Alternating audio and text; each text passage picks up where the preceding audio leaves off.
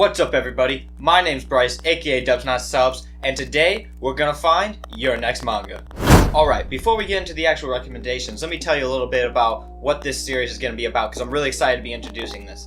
Basically, your next manga is going to be a series where I try to find lesser known and more obscure manga. I'm still doing popular picks, but I want to find manga that's less likely to get talked to and you don't see a lot around on either Twitter or YouTube or I haven't seen, because what I envision this series for is to get less popular stuff more popular and become your next manga, because otherwise you would have never checked it out in any other way.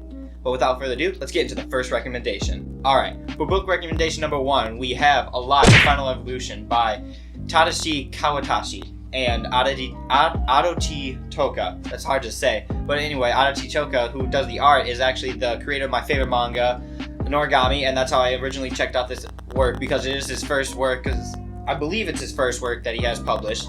This story follows Takusei, Hirose, and Megumi. The main character is Takusei, who is just your average 16-year-old high school kid when one day in the middle class he gets hit by something otherworldly. He ends up seeing a vision of the universe, and on his way home from school he witnesses someone commit suicide, and his first instinct and thought was jealousy, and he wished that he could have died. And afterwards he learns that throughout all of Japan that there's this suicide virus that spread all throughout Japan, and either people hit with this phenomenon either die or commit suicide or evolve, which is they don't end up committing suicide, but they join this thing called the Comrades, who usually have dark intentions for the rest of the world. Right now I'm going to give you guys a little bit of a spoiler warning. I'm going to spoil a little bit. It happens in the beginning and it's set up for the rest of it, so I want to talk about it to give you a little insight about what happens and get you more interested. But if you don't want to get spoiled, I'll put a timestamp somewhere so you can skip past this. So without further ado, that's your warning. I'll give you a couple seconds. Alright, so Hirose is Takusei's best friend, and he also gets hit with the suicide virus and sees the universe.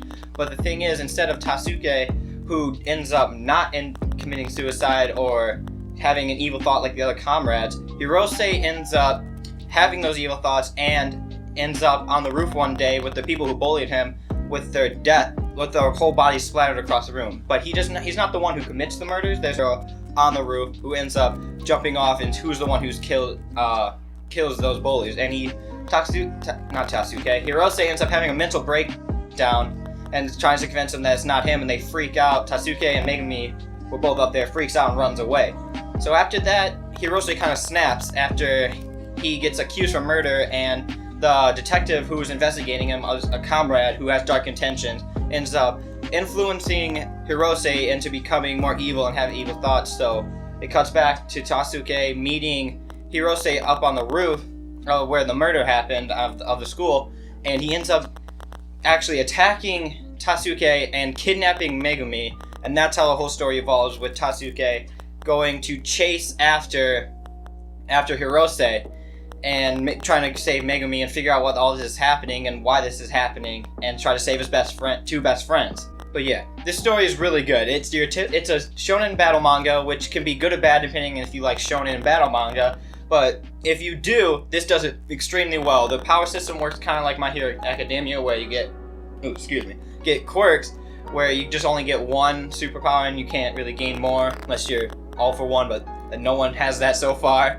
And yeah, it's got a great storyline. The pacing's really good. The art's amazing. I love Adachi Toka's art, and that's one of the reasons why I really wanted to go to that, because I already loved the art in Noragami. So seeing that he actually did the art on that, and I think Tadashi is also a famous creator. I don't really know what other work he looks on. I'll put it, if I figure out he has something popular, I'll put it right there real quick.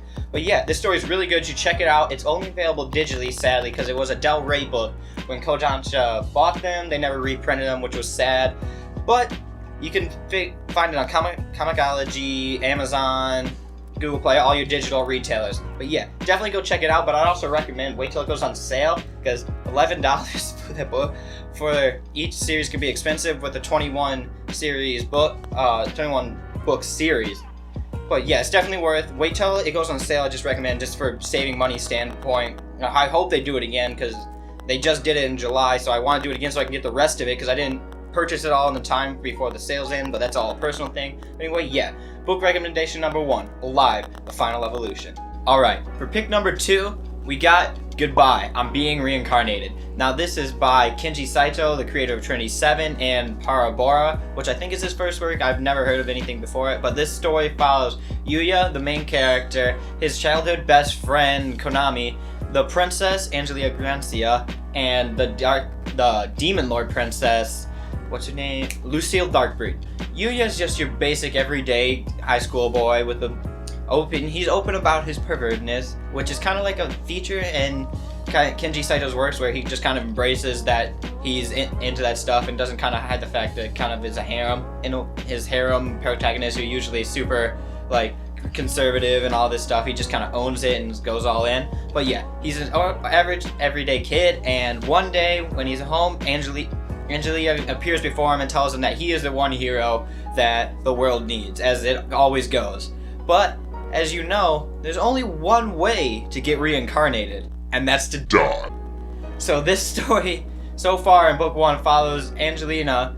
I don't really know how to say it properly, but anyway, she follows her trying to assassinate Yuya so he can die and then get reincarnated in the world and protect and save that world. But also, Lucille also appears in the same world and ends up trying to protect him, which brings the dynamic of the evil is protecting Yuya and Konami, and Angelia is trying to kill him in one way. There's one scene where she's trying to drive a truck into him, and then it ends up getting pushed away of Goblin Ace. All hail Goblin Ace.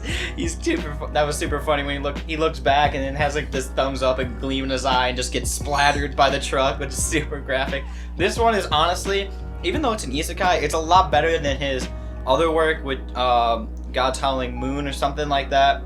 That one, it was good, but this one I'm enjoying a lot more. Even though it is an isekai, so far he hasn't been in the other world, but as from the title it depicts, they're probably going to be in another world, so I don't know how basic it's going to get after this. But the first book, if it says anything about it, the rest will be really funny and really good, and it was really engaging. The characters were awesome. The art was a lot better than the other book, Howling Moon, his other new book, but he doesn't draw that one either. It's the author High School of the Dead, I believe, but the art wasn't bad in there, it just wasn't my favorite. I just prefer this one a lot more. But anyway, yeah, that is Goodbye, I'm Being Reincarnated. That's also only available on digital, but all your digital sites, another Kodansha digital, so if you want it in print, you'll have to buy the book and show them that you want it in print, which is kind of their way of doing it, which makes sense, but I just wish it was in print, because it's actually pretty good, so make sure to check that out. Alright, for pick number 3, we got Dimension W by Yuji Iwahara, which is a story about, in the year 2072, a scientist discovers a new dimension called Dimension W. With the world becoming reliant on this new energy source, Dimension W energy, which is seemingly infinite, this story follows the collector named Kiyoma Mambuchi, and collectors are somebody who go around and find illegal coils, and coils are the things that harness Dimension W energy. People make them illegally, so they need collectors who are unofficial to the corporation Dimension, what's the corporation called? The corporation is called New Tesla, which is they're unofficial, they're not associated with the organization, but they go collect illegal coils, turn them in, and get money for it.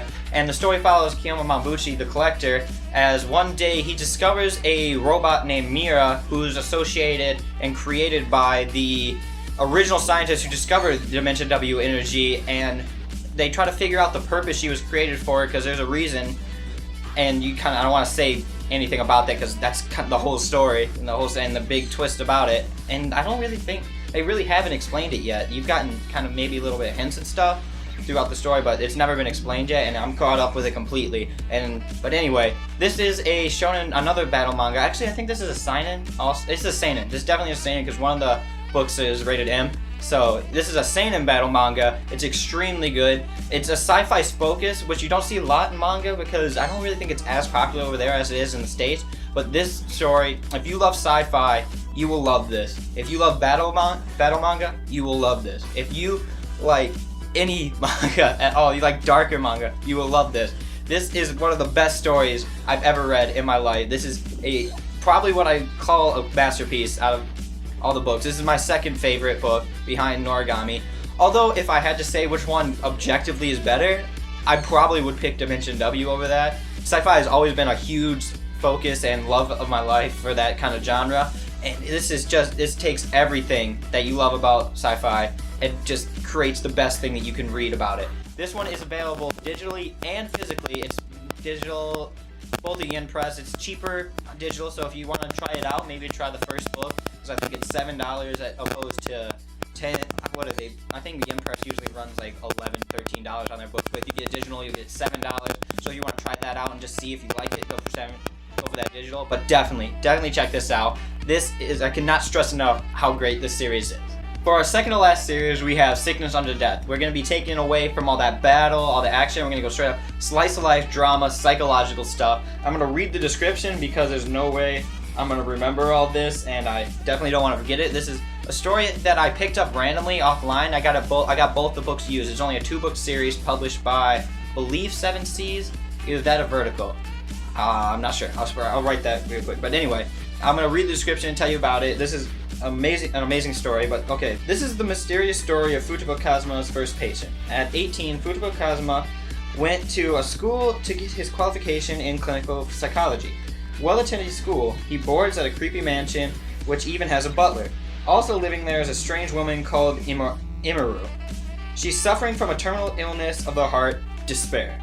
This deep psychological problem has an eerie physical effect as well. Her hair is turned white, as every character decides to do in manga when something goes wrong. Her body temperature is well below normal, and her blood pressure is also bizarre. No psychologist or counselor has been able to cure her of this problem. Will Kazuma be able to determine the cause of Imaru's despair and save her before it's too late?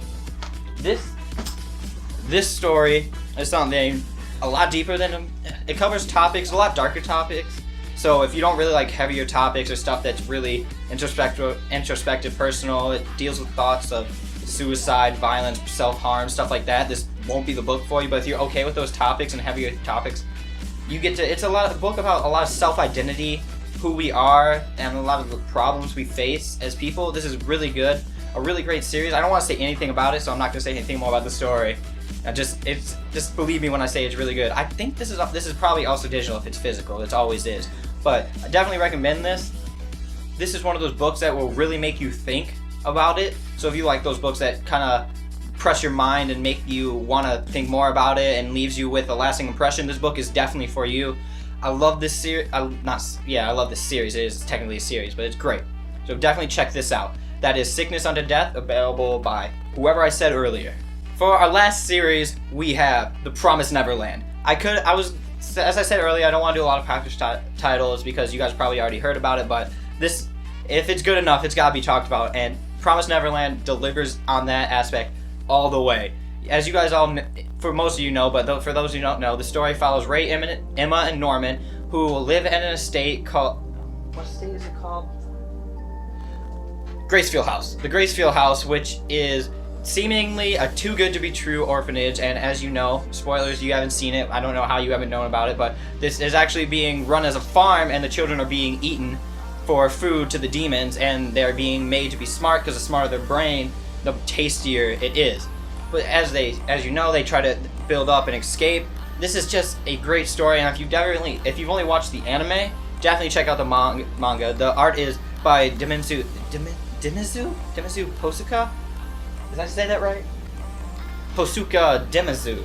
I cannot say that right, but yeah, definitely. I got an art book by him. It's by Pioneer National. I put that in itself as a manga. It's not a manga, but an art book you should check out. So I'll put that in the description also. Also, all the books I put, I'm gonna be trying to put them in the description, or not try to. They are in the description. But yeah, this story is amazing. The art, the horror, the thrill aspect, the way it spins shonen on its head, but still, as dark as a series it is, it still has its lighthearted moments and that friends aspect that shonen is all about. It's really a way to take shonen and stretch to that almost seinen level, but maintain it as a shonen and just becomes the perfect mix of everything. So anyway, those are the 5 titles you should check out for a new manga, and if you guys read them all and you guys have any opinions, tell me what you think about them. I'd really like to see if I made the right choices, or if you guys have suggestions for yourself for the next your next manga, because I'll definitely be making more of these. But usually I'm not going to do 5, it'd only be 2 or 3. I'm just doing this as a special thing because it's the first episode and I'm really excited to be making this series. But anyway, guys, thank you so much for watching. Make sure to like, comment, subscribe. Hit me up on Twitter. Hit me up on Alonzi's Discord. I'm there all the time. I try to be active on everything. But thank you guys so much. And as always, I will see you in the next video.